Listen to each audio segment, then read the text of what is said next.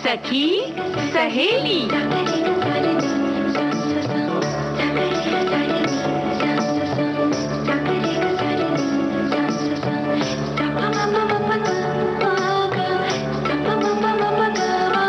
सखी सहेली।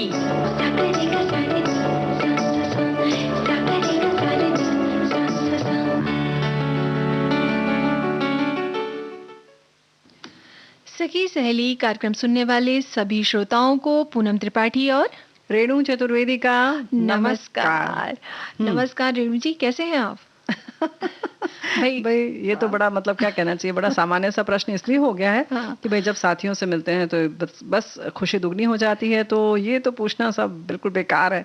मतलब सखी सहेली कार्यक्रम के लिए अगर हम लोग बैठे हैं ना पूनम, तो तुम्हारे भी चेहरे से जो है ना खुशी तो कहीं जा नहीं रही है, चेहरा बिल्कुल खिला जा रहा है, क्योंकि जब हम साथियों आपसे मिलने आते हैं ना तो बस ऐसा ही लगता है कि हम कहीं अपने बड़े खास के पास बैठे हैं, अपने दोस्तों के बीच में बैठे हैं ना। और रेणु जी, मेरा ये प्रश्न पूछने का एक कारण और ये भी था। अच्छा, कुछ कारण था? हाँ, हमने सोचा कि हम तो बड़े खुश हो गए कि नहीं तुम्हारे में बड़ी परवाह करती हो, इसलिए नहीं परवाह करती हूँ, इसीलिए मैंने पूछा कि अभी क्या है, बारिश का जैसे समय चल ही रहा है और सर्दी खांसी ये तो आम मतलब बोलना चाहिए बातें हो गई। बहुत पसंद है, बहुत पसंद है। तो इसलिए पूछ लिया कि आपके हालचाल कैसे हैं, तबीयत ठीक है कि नहीं है? अच्छा। तो भाई तबीयत बहुत दुरुस्त है। और वैसे हाँ, तबीयत से बात याद आई कि इसमें जरूर हम अब इस पर बात करेंगे, क्योंकि आजकल थोड़ा सा सर्दी जुकाम वाला मामला फैला हुआ है और उसके लिए बड़ी घबराहट भी है लोगों में। लेकिन फिलहाल हम पहले विषय बता दें, क्योंकि इस कार्यक्रम के शुरू में थोड़ा सा घबराहट वगैरह की गुंजाइश रखनी नहीं चाहिए ना।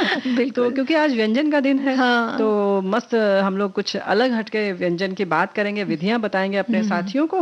और बारिश में हमारा घर, ये विषय जो है वो खास है कि भाई किस तरह से अपने घर गृहस्थी का ख्याल रखें। और सखी विशेष में हम बात करेंगे आज सखी विशेष में हम बात करेंगे गौड़ कलाकार जो हैं दुर्गाबाई व्याम की जी।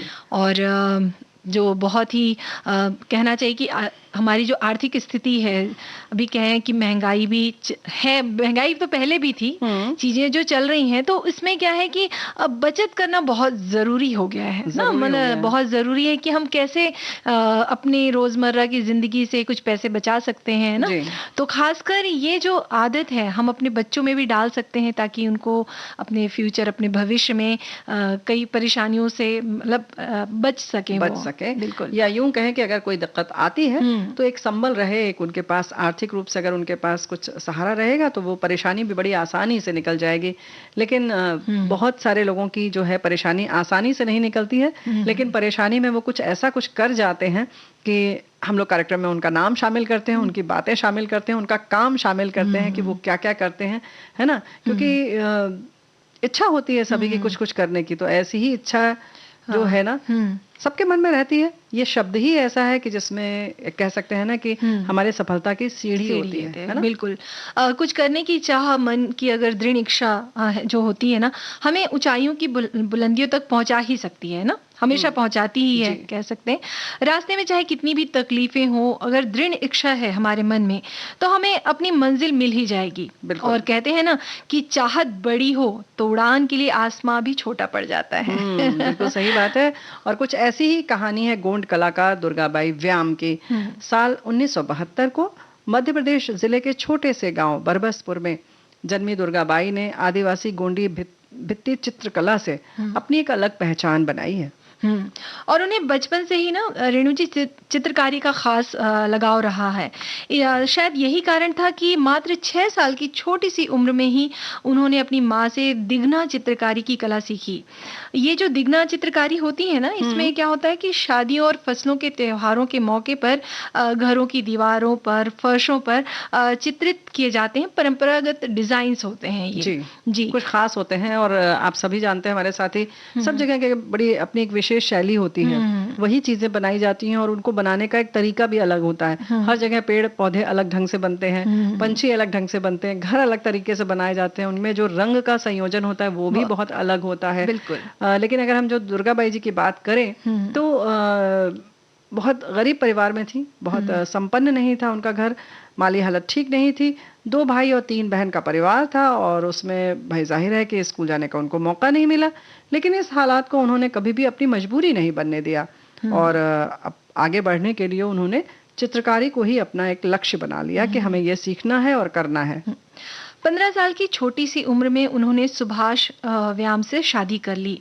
मिट्टी और लकड़ी की मूर्तियां बनाने वाले सुभाष व्याम को 1996 में भोपाल के इंदिरा गांधी राष्ट्रीय मानव संग्रहालय में लकड़ी से आकृतियां बनाने का काम मिला और वो पहली बार जब दुर्गाबाई जो थी वो गांव से बाहर आई थी, यही वो मौका था जब वो गांव से बाहर निकली पहली बार। दुर्गाबाई के कलात्मक जीवन में केवल सुभाष व्योम ही नहीं बल्कि उनके चचेरे भाई एक गोंड आर्टिस्ट जंगगढ़ सिंह श्याम जी का भी हाथ है। आजकल दुर्गाबाई और सुभाष एक साथ कार्यशालाएं लेते हैं, कलाकारों को गोंड चित्रकला के अभिन्न तत्व सिखाते हैं और चित्रकला के माध्यम में आधुनिकीकरण द्वारा लाए गए परिवर्तनों को दर्शाते हैं।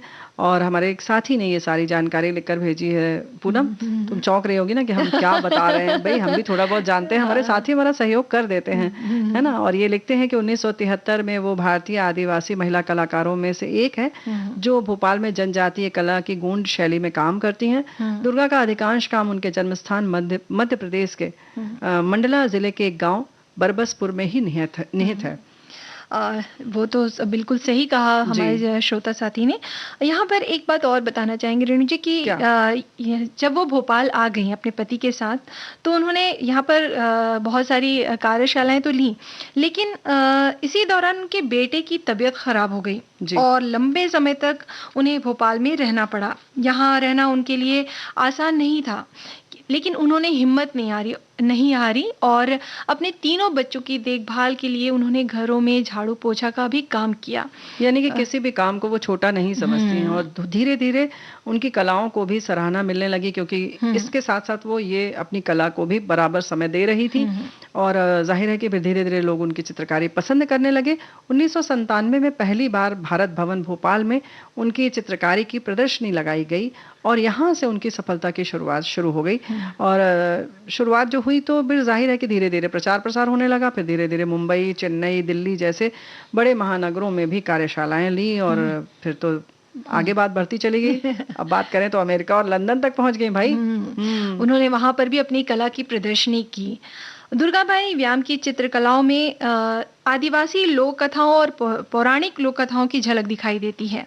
उनकी चित्रकारी की विशेषता कथा कहने की उनकी क्षमता है और उनके चित्र खासकर गोंड प्रधान समुदाय और लोकप्रिय लोक कथाओं के देवकुल से लिए गए हैं और लोक कथाओं में उनकी रुचि तो बचपन से रही है और इसके लिए वो अपनी दादी का आभार जताती हैं, क्योंकि उनकी दादी जो है वो कहानियां सुनाया करती थी। यही होता है ना, जब दादी नानी के साथ रहो तो कहानियां हम सुनते हैं, कथाएं सुनते हैं और फिर जाहिर है कि वो हम अपनी कलाकृतियों में कहीं ना कहीं उसका प्रदर्शन करते हैं।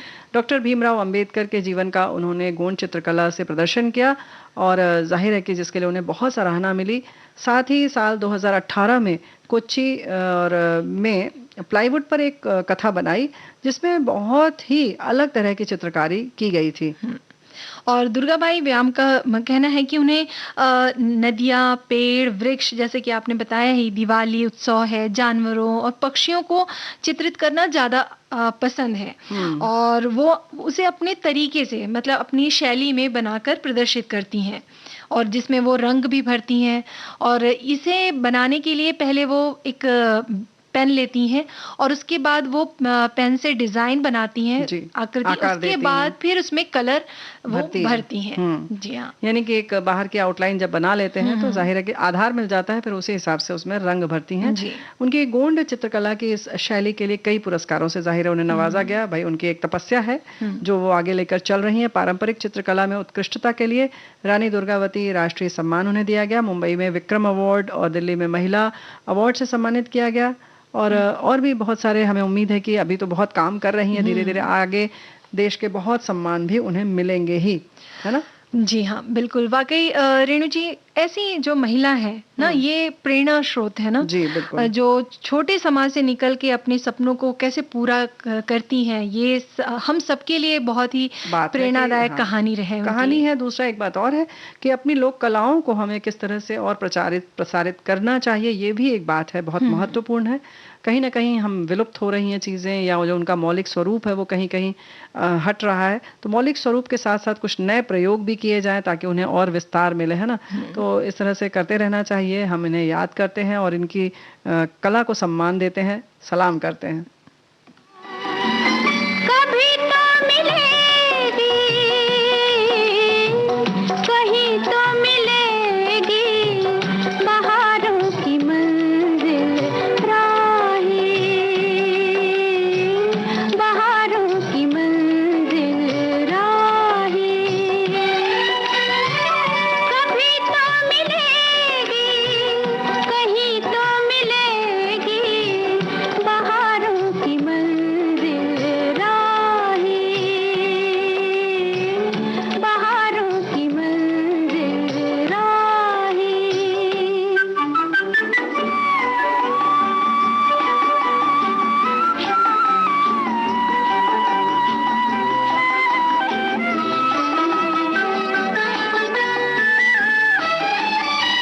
लंबी सही दर्द की राहें, दिल की लगन से काम ले, आँखों के इस तूफान को पी जा, आहों के बादल थाम ले।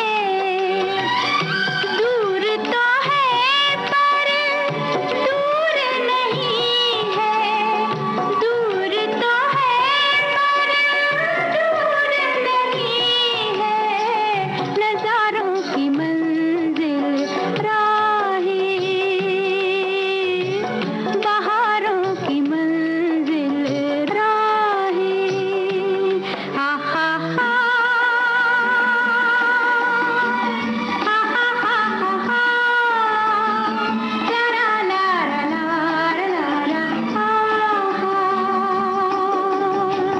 माना के है गहरा अंधेरा, गुम है डगर की चांदनी, मैली न हो धुंधली पड़े ना, देख नजर की चांदनी। डाले हुए हैं रात की चादर, डाले हुए हैं रात की चादर, सितारों की मंजिल राही, बहारों की मंजिल राही।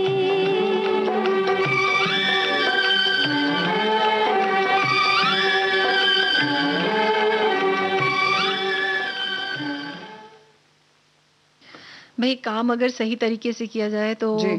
मंजिल तो मिल ही जाती है ना। और इसी तरह से अगर हम छोटी-छोटी बातों का ध्यान रखें तो घर पे ही बहुत सारी बचत हम कर सकते हैं और बच्चों से भी करवा सकते हैं। बस सारा काम जो हमें करना है वो हम बच्चों से शुरू करवा लेते हैं। घर का काम हो, नहीं बच्चों को हाथ बटाना चाहिए। ऐसे ही बचत में भी बचत बच्चों से शुरू करनी चाहिए। बिल्कुल बात रेडी। इसलिए बहुत जरूरी है क्योंकि आगे उन्हें जीवन में संस्कार जो बचपन से पढ़ते हैं वही आगे पड़े रहते हैं और वही काम आते हैं ना। बिल्कुल। और वैसे भी कहते हैं ना कि फिजूल खर्ची जो होती है वो किसी के लिए भी अच्छी नहीं होती। हाँ। एक-एक चीजों को कई बार ऐसा होता है ना कि हम सेम चीज जो होती है उसको कई बार खरीद लेते हैं। अब बच्चे कभी जिद करते हैं कि जी। उनके पास जो कार है वो फिर से वो कार लेना चाहें। तो इस तरह की हाँ। चीजें जो होती हैं उसमें कहीं न कहीं हम रोक लगाएँगे और जब बच्चे समझने लायक हो जाते हैं ना तो उन्हें समझाया जा सकता है। जी। ना कि ताकि वो इस तरह के फिजूल खर्चियों से बच सकें ना? बच सकें हाँ। और फिजूल खर्चियों के साथ साथ कुछ न कुछ पैसा अलग से बचाएं जिसको कि उसे रखें। क्योंकि अक्सर ऐसा होता है कि बच्चों को ये नहीं पता होता है कि ये बहुत महत्वपूर्ण है या नहीं है। हमारे साथियों ने बहुत अच्छी-अच्छी बातें लिखकर भेजी हैं कि किस तरह से कि मतलब बचत की जो है धन की बचत करना बड़े समझते हैं पर बच्चे से नहीं समझ पाते। बिल्कुल ये बात सही है क्योंकि बाल मन चंचल होता है, ज़रूरत और चाहत में फ़र्क होता है। इस बात को आपको बच्चों को समझाना होगा। इसके लिए आप जब भी बाजार जाएं तो बच्चों को साथ लेकर जाएं। इससे जब आप सामान खरीदेंगे तो बच्चे को महंगे और सस्ते की जानकारी दे सकते हैं। सामान की खरीदारी करते समय उन पर अंकित कीमत को पढ़ना बताएं। दुकानदार को चुकाई गई कीमत के बारे में बच्चे से सवाल करें, जवाब करें और इससे बच्चे को मजा भी आएगा और खरीदारी को लेकर समझ भी बढ़ेगी। तो बड़ी व्यावहारिक बात कही है ना। बहुत ही अच्छी बात कही इन्होंने। और एक चीज और है रेणु जी, मुझे लगता है कि जब हम घर के सामानों की लिस्ट बना रहे होते हैं, उस समय भी अगर हम बच्चों की हेल्प ले लें या उनकी सहायता ले लें या उनको बैठा दें कि भाई देखिए कि हम कैसे महीने की लिस्ट बना रहे हैं ना, सामानों की जो जरूरी सामान है, तो इस तरह से उनकी अगर हम सहायता लेंगे तो वहां पर भी वो बच्चे समझेंगे कि क्या चीजें जरूरी होती हैं, कैसे देखा जाता है कि पूरी जो महीने की जो सैलरी होती है उसे किस तरह से मैनेज किया जाता है, कैसे किस चीज में किस मद में कितना खर्च करना है, किस में कम करना है, किस में ज्यादा करना है, या किस में कटौती की जा सकती है। अक्सर उन्हें ये समझ नहीं आता है कि बचाएं तो कहाँ से बचाएं, है ना। तो ये आप समझा सकते हैं। एक बात और है कि कुछ बच्चों को जैसे कि पैसे की वक़्त नहीं समझ में आती, जैसे उसका मूल्य नहीं समझ में आता कि कितना महत्वपूर्ण है। तो कुछ ऐसी अगर बात हो तो एक बहुत छोटा ही बच्चा था, उसे अपनी छोटी बहन के लिए सोच रहा था कि क्यों मम्मी पापा से ये इतना जिद करता है और इसको दे भी देते हैं। तो एक बार उसी ने बताया, वो कक्षा 10 में पढ़ने वाली लड़की ने बताया अपनी माँ से, आप इसके हाथ में पैसे दीजिए और इससे दुकानदार को दिलवाइए, तो ये 100 के जब 5 नोट देगी तो इसे पता चलेगा कि अच्छा इसने 500 रुपए खर्च किए हैं। आप वो कहते हैं और जिद करते हैं और हम दे देते हैं, तो उसको ये नहीं समझ में आता कि कितनी नोट हमने दी। हमने कह दिया 500, 100 रुपए का है, ये 50 रुपए का है। तो वो हाथ में जब पैसे आते हैं और जब आप अपने हाथ से खर्च करते हैं तो उसका महत्व समझ में आता है। तो ये भी प्रयोग किया जा सकता है ना। क्या बात है, बहुत ही अच्छी बात। भाई इतनी छोटी बच्ची ने इतना अच्छा क्या बोलना चाहिए सुझाव दिया कि बहुत अच्छा नजरिया था कि उसको लगा, या वो महसूस करती रही होगी क्योंकि बड़ी है घर में, तो उसको लगा होगा कि अच्छा हम जब देते हैं तो मुझे महसूस होता है कि अच्छा मैंने 500 खर्च किए, या 100 में 100 की भी एक नोट दी तो हमें पता चल रहा है अच्छा 100 रुपए दिए हैं। अगर ऐसे नाम सुनने में उसमें बहुत फर्क हो जाता है ना। वो तो है। इसी तरह से ही बच्चों को समझाया जा सकता है ना। खेल, कई बार ऐसा होता है कि हम खेल खेल में भी बच्चों को समझा सकते हैं रेणु जी। जैसे एक बच्चों का बिजनेस गेम करके आता है, तो वो जो रुपए पैसे वाले जो होते हैं ना, उसमें उसके द्वारा भी बच्चों को पैसों की अहमियत जो होती है पता चलती है ना, और कैसे खर्च करना है, कैसे नहीं खर्च करना है, कौन से उस खेल में कैसे चीज को छोड़ के आगे बढ़ना है, कौन सी चीज महत्वपूर्ण है, किसमें हम अपना पैसा खर्च कर सकते हैं, किसमें वो पत्ते बचा सकते हैं। वो सारी चीजें आ सकती हैं। बिल्कुल सही बात है। तो ऐसे ही एक श्रोता ने भी लिख के भेजा है रेणु जी। ये लिखते हैं कि बचपन में जो आदत लग जाती है वो जल्दी नहीं जाती, इसलिए बच्चों को शुरू से ही ऐसी बातें सिखानी चाहिए जो आगे चलकर उनके काम आ सके। पैसों की बचत करना एक ऐसी आदत है, इसके लिए बच्चों को गुल्लक ला कर दें। इससे बच्चों में बचत करने की आदत पड़ती है और बच्चों को जो जेब खर्च मिलता है या कभी किसी मौके पर कोई उन्हें उपहार के तौर पर पैसा देता है तो बच्चे उसे गुल्लक में जमा कर सकते हैं। छोटे बच्चों को यह एक खेल की तरह लगता है। गुल्लक में पैसे जमा कर बच्चों को बहुत खुशी होती है, ऐसा उनका कहना है। बिल्कुल सही बात है।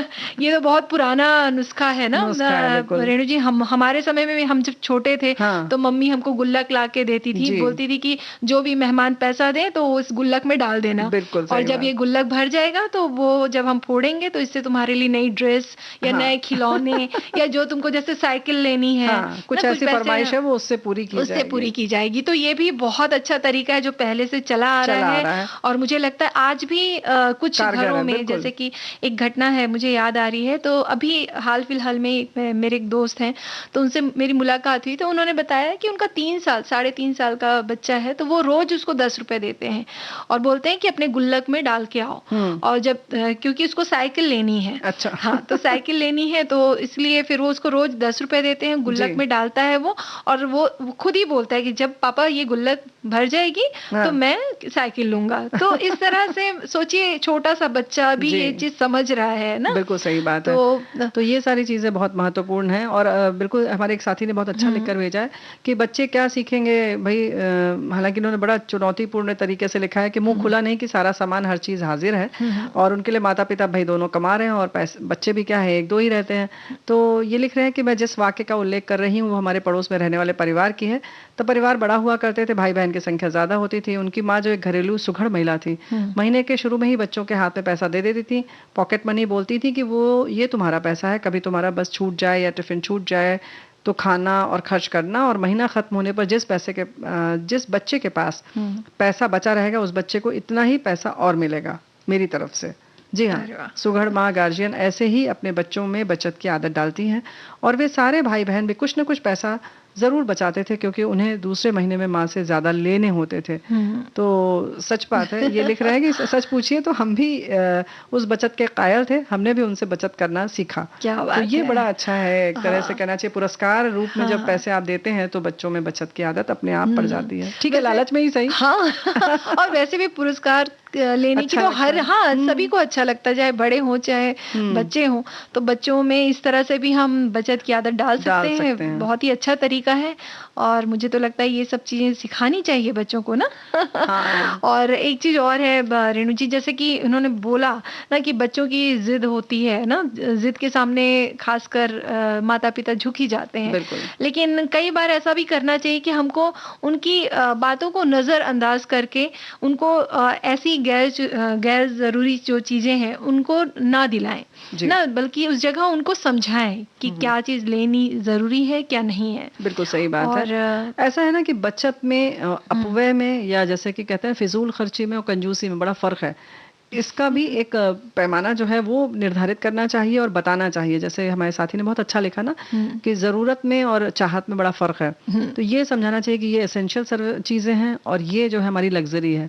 है ना? ये शौक की चीज़ है। इसको हम नहीं पूरा करेंगे तो भी चलेगा। हुँ, तो इस तरीके का विवेक जो है वो बच्चों में हम हुँ। कैसा कहते हैं कि विकसित कर सकते हैं। बिल्कुल और और रेणु जी अभी गीत हमारी सुनना है। चाहत भी है और ज़रूरत भी है गीत गीत सुनना की। है ना? चेहरे से पता चल रहा है पूनम।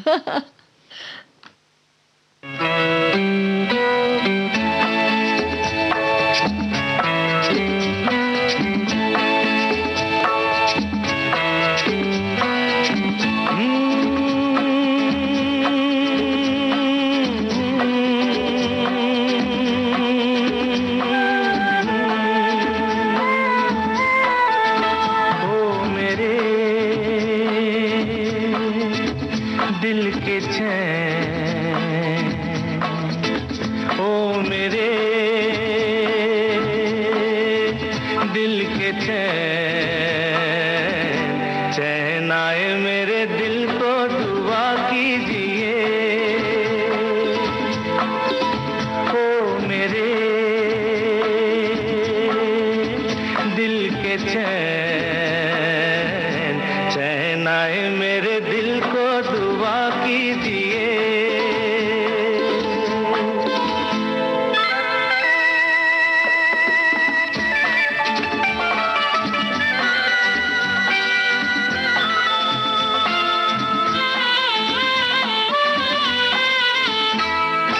अपना ही साया देख के तुम जाने जहां शर्मा गए। अभी तो ये पहली मंजिल है, तुम तो अभी से घबरा गए। मेरा क्या होगा सोचो तो जरा, हाय ऐसे न आहे बरा कीजिए। ओ मेरे दिल के चैन, चैन आए मेरे दिल को दुआ कीजिए।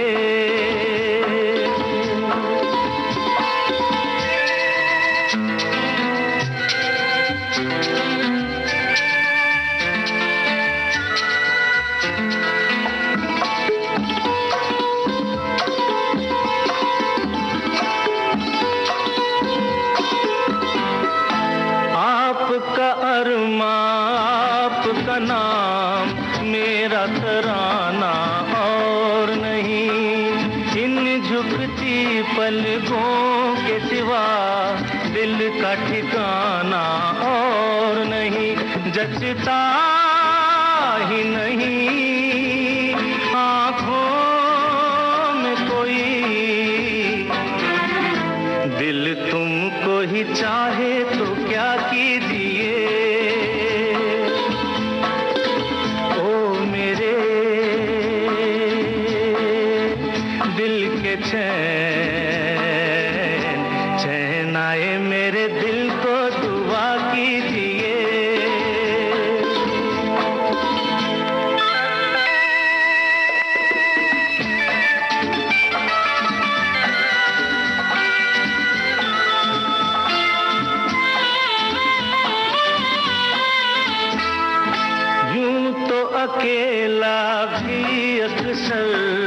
गिर के संभल सकता हूँ मैं। तुम जो पकड़ लो हाथ मेरा, दुनिया बदल सकता हूँ मैं।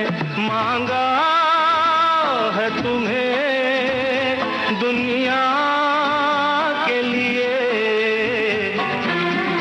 अब खुद ही सनम फैसला कीजिए।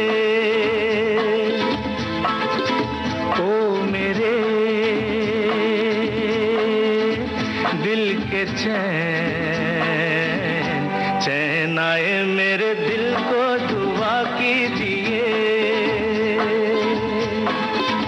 ओ मेरे दिल के चैन, ओ मेरे।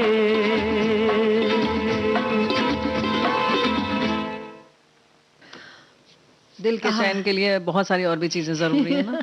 पैसा बहुत ज्यादा हो तो बड़ा बहुत हद तक रहता है दिल में चैन शायद ना। वैसे पैसों से चैन तो खरीदा नहीं जा सकता है। नहीं, लेकिन थोड़ा सा रहता है। हाँ, तसल्ली पूरी रहती तरह है। नहीं रहता है, लेकिन हाँ, जैसे कहते हैं ना कि पैसा तनाव नहीं सब कुछ नहीं है, लेकिन बहुत कुछ है। सब कुछ नहीं है। बिल्कुल। तो ये बात बिल्कुल सही है। और हमारे साथी लिखते हैं कि इस दौर में जरूरी है कि बच्चे पैसों का मोल जाने। आप उन्हें ये समझाएं कि आप पैसे कमाने के लिए कितनी मेहनत करते हैं, अतः वे अपनी पॉकेट मनी के दिए हुए पैसों से बचाकर कुछ राशि बचाएं, फिजूल खर्ची से बचें। मुझे याद है जब हम छोटे थे तब गुल्लक में पैसे जमा करते थे, फिर कुछ बड़े हुए तो पास ही मम्मी ने पोस्ट ऑफिस में खाता खुलवा दिया, जिससे हर महीने हम 10 रुपए जो है जमा करते। वर्ष में वो बहुत बड़ी राशि हो जाती और बहुत खुशी मिलती थी।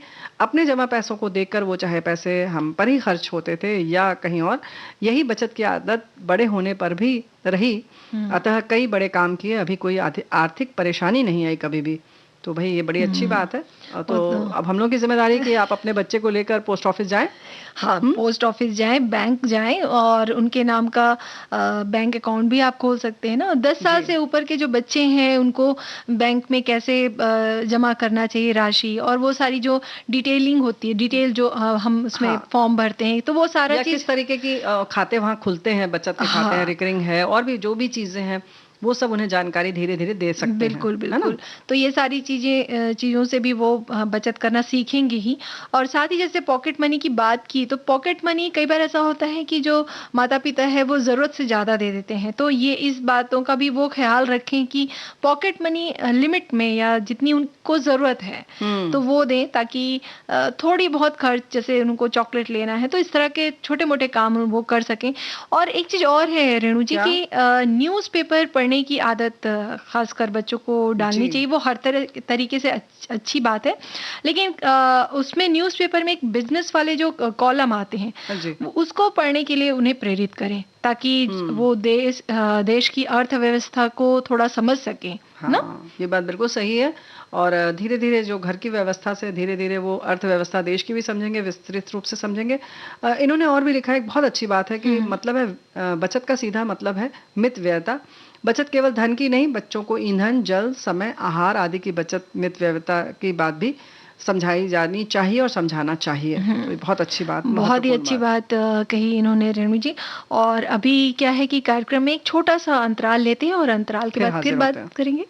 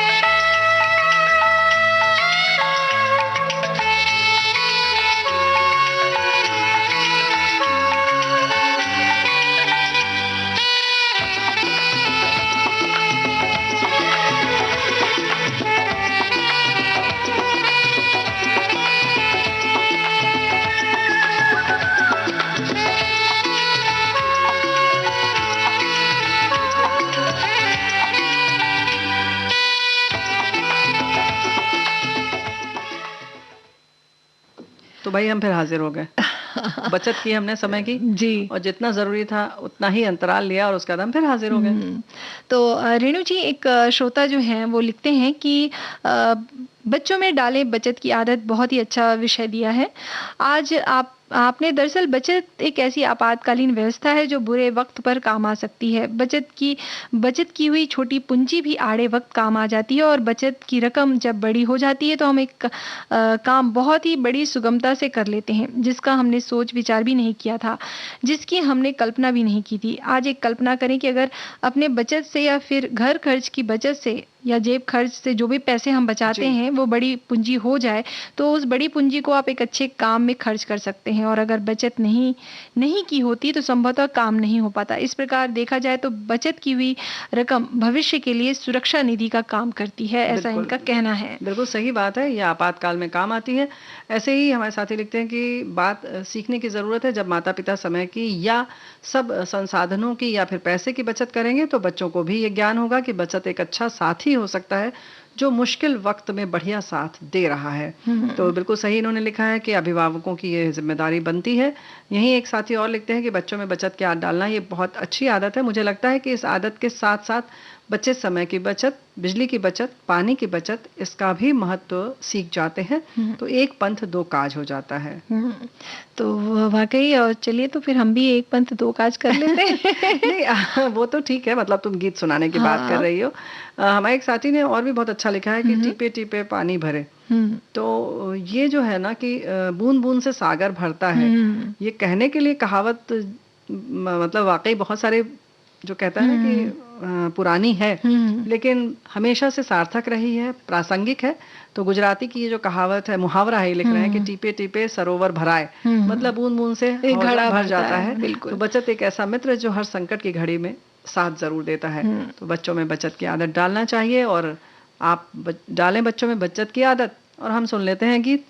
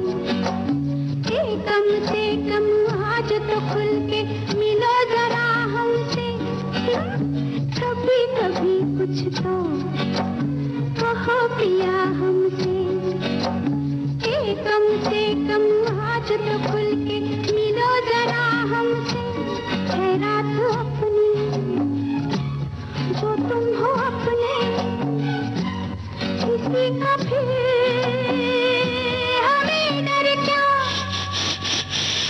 बाहों में चले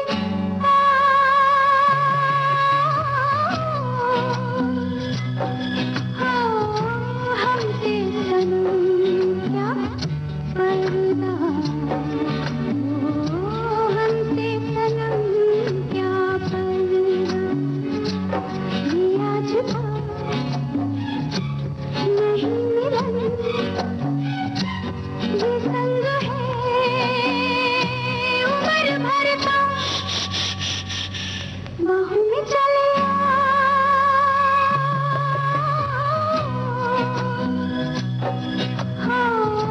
हमसे सनम क्या पर्दा, हमसे सनम क्या पर्दा।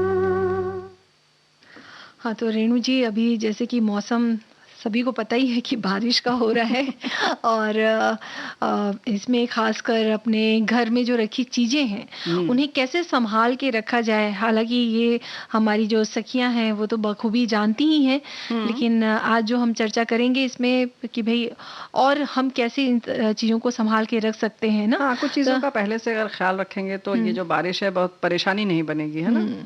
जैसे कि घर पे जैसे हम अनाज वगैरह रखते हैं ना, तो अनाज हम स्टोर करके रखते हैं, इकट्ठा करके रख लेते हैं, गेहूं है, चावल है, दालें हैं, तो इस तरह की चीज़ों को सूखे स्थान पे रखें ना खासकर। हाँ। और उसमें जो दवाई होती है एक टिक्की आती है, टिक्की आती है, या आप सूखे नीम के पत्ते भी डाल सकते हैं, हाँ। लौंग डाल सकते हैं, तो इससे क्या होता है कि इसमें घुन या कीड़ा नहीं लगेगा, कीड़ा नहीं लगता है। और मौसम का ख्याल रखते हुए कम कम सामान खरीदें, इस समय चीज़ें ज़्यादा न खरीदें, है ना।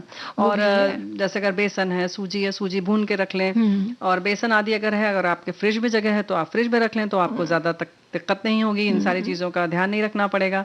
वो तो है ही। और रेणु जी, जैसे आपने फ्रिज की बात की, तो भाई अभी जो नमी का समय है और खासकर जो हमारा फ्रिज होता है ना, वो भरा रहता है ना, तो इस समय फ्रिज का भी बहुत उसकी सफाई का, हाँ, खासकर उसकी सफाई का ध्यान रखें और महीने के महीने या 1.5-2 महीने में उसे साफ करते रहें। बिल्कुल अच्छी तरह से साफ करें। ये तो हमारे रसोई घर तक सीमित हो गई बात, लेकिन पूनम सबसे पहले तो जैसे बालकनी है, छत है, जहां पर भी नाली है तो जाहिर है कि थोड़ा कचरा आ जाता है, पत्ते हैं, कागज है, छोटे छोटे सीख आदि मिलकर इकट्ठा बनकर पूरी नाली को चोक कर देते हैं, ढक देते हैं। तो ऐसे में जब बारिश होगी, जहां नहीं भी शुरू हुई है, क्योंकि बहुत सारे हमारे साथी लिख रहे हैं कि यहाँ तो अभी तक बारिश नहीं हो रही है, तो जाहिर है वहां पर तैयारी तो आप कर लें, कम से कम उन सब नालियों को साफ कर लें, क्योंकि फिर पानी जब जमा हो जाएगा तो अब आप तो छत पर जाएंगे नहीं, जब बारिश हो रही होगी तो अब पता लगा पानी जमा हो गया और फिर घर में चू सकता है घर आपका। बिल्कुल। तो इन सारी सीलन चीजों पड़ की सकती तैयारी है। बहुत जरूरी है। सीलन पड़ सकती है। बिल्कुल। जी। और ऐसे एक श्रोता ने लिखा है, रेणु जी, वो लिखते हैं कि बारिश में घर के बाहर जो पायदान होते हैं, ऐसा ऐसे समय में जरूर रखना चाहिए।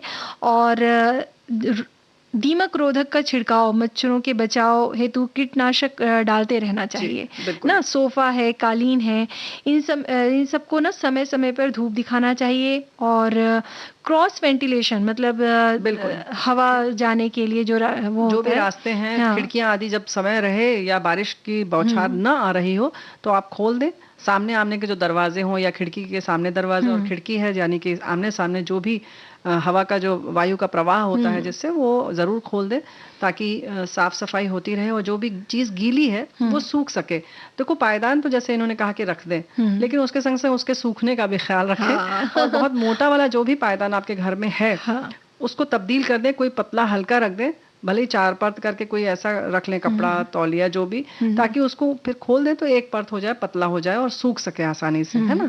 और इसके संग संग एक बात और है कि ये तो हो गई घर की बात।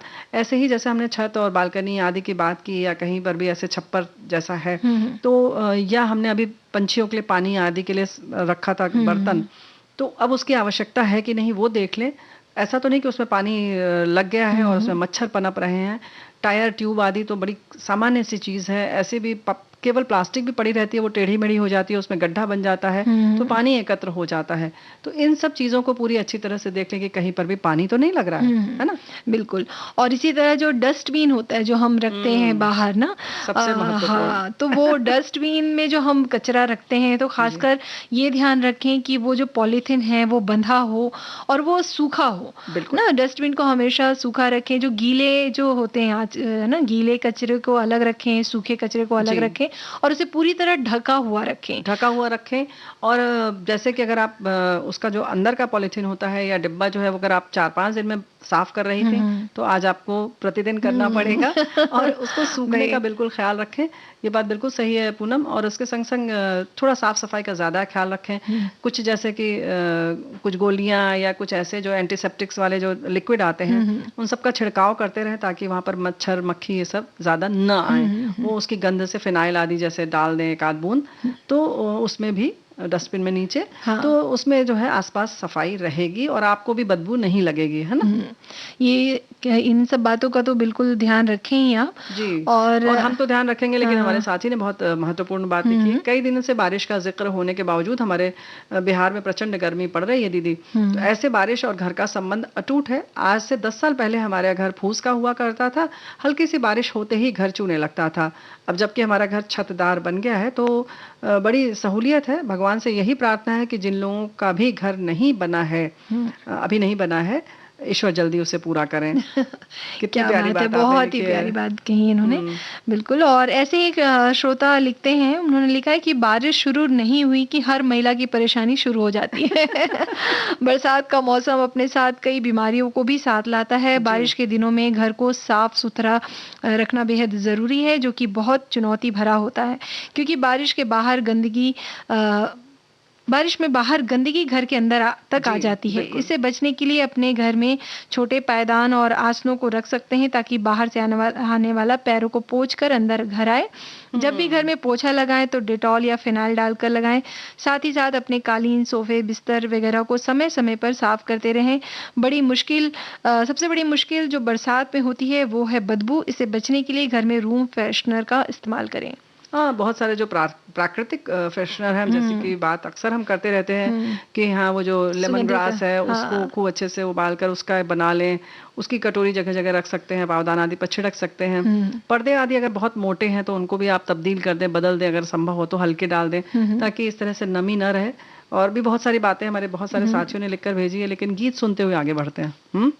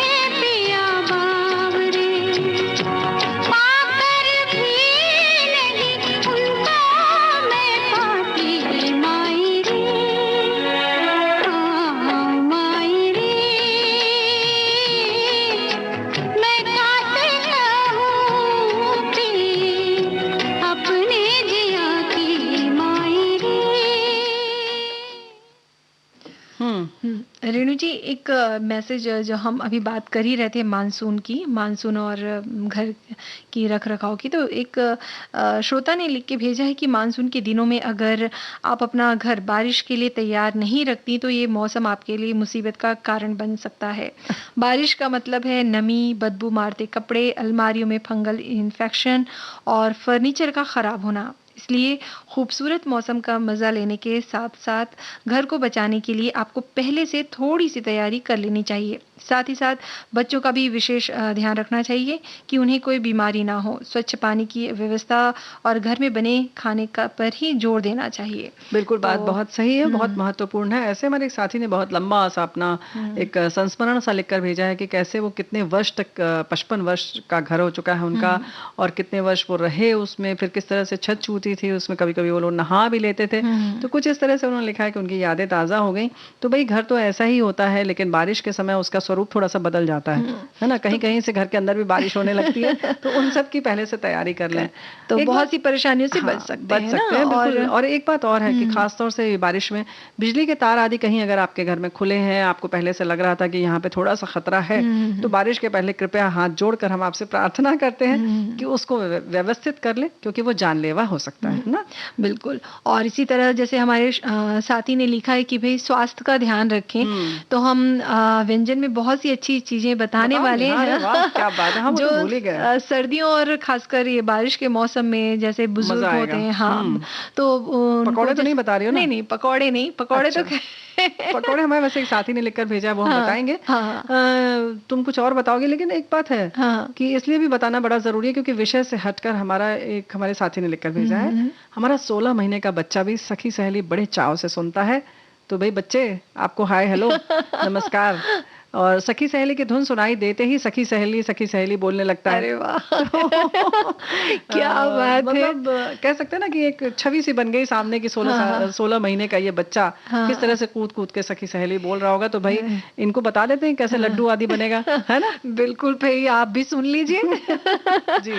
तो रेणु जी, पहले गोंद और गुड़ के लड्डू हम बता देते हैं। जी। इसमें सामग्री जो लेनी है, 200 ग्राम गुड़ है, काजू, बादाम, मखाना, ये सब आधा-आधा कटोरी लेना है। खसखस लेना है 40 ग्राम, खरबूज या तरबूज के बीज ले सकते हैं। खसखस कुछ जगहों पर उसको पोस्ते का दाना भी बोलते हैं ना? अच्छा, हाँ। वही है ना खसखस? हाँ, और घी है, बेसन 1 चम्मच लेना है, गेहूं का आटा 250 ग्राम लेना है, जायफल, इलायची और किशमिश। तो विधि हम बता देते हैं। पहले आपको कढ़ाई में घी गर्म करना है और उसके बाद गोंद जो जी। होता है उसको सेक लें। गोंद को सेक लेंगे तो वो मखाने जैसा हो जाता है ना। हाँ, फूल तो जाता है। हाँ, फूल जाता है। तो सूखा उसको सेकना है, बिल्कुल आप कोरे मतलब कढ़ाई में उसको सेक लें, नहीं तो तवे पर सेक लें। थोड़ा घी में सेकना है। लेकिन पहले सूखा सेक लेंगे, फिर थोड़ा हाँ। आप घी डाल सकते हैं, लेकिन आप सूखा करेंगे तो ही वो पॉप अप हो जाएगा, यानी फूल जाएगा, है ना? उसके बाद जो ड्राई फ्रूट्स हमने बताए हैं जी। ना, जो तो वो उसको भी सेक लें घी में, और खसखस को भी थोड़ा सा सेक लें। ये सारी चीजों को सेकने के बाद क्या करना है कि कढ़ाई में घी डालकर 1 चम्मच बेसन डालना है और हाँ। उसको भूंज लें।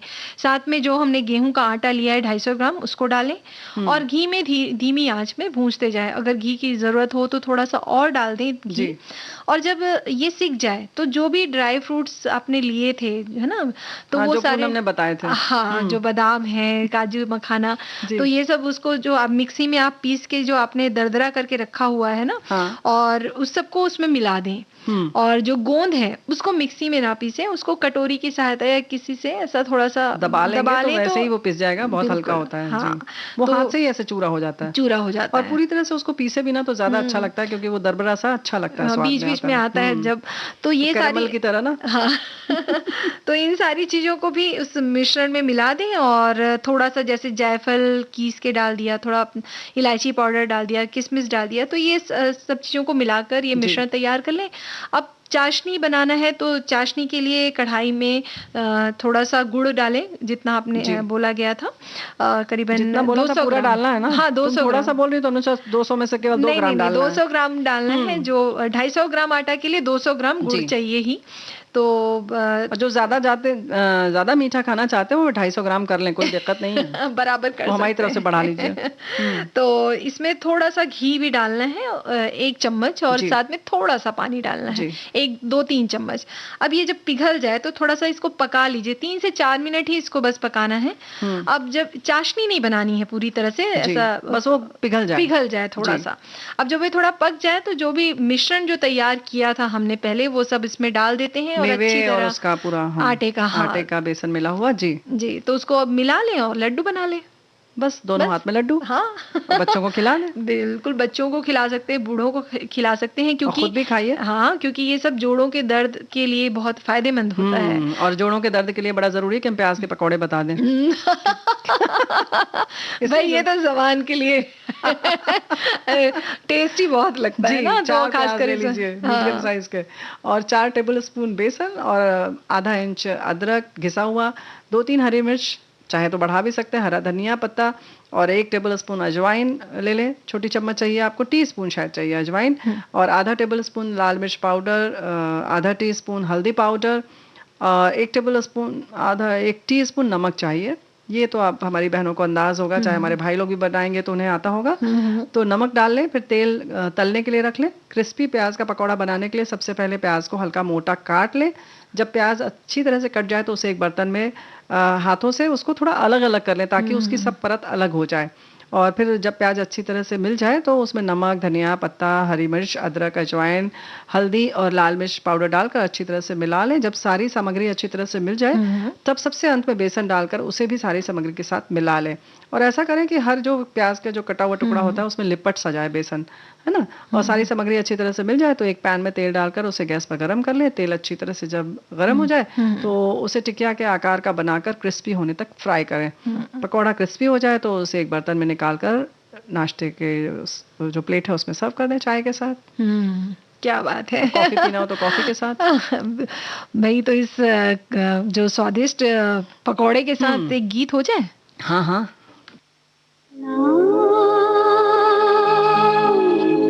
जिया लागे ना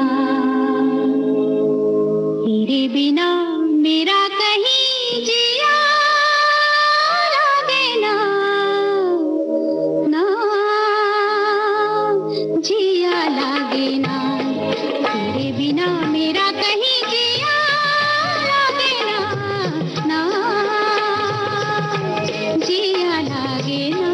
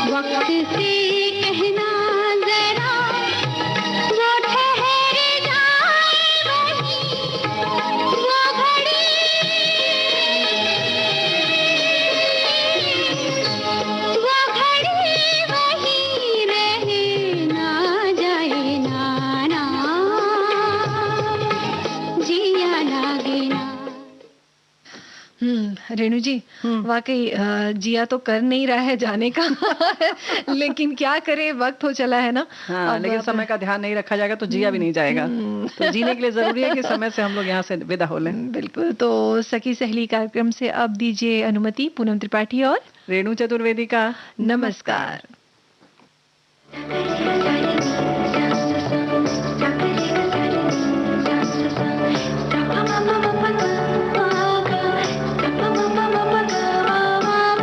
सखी सहेली।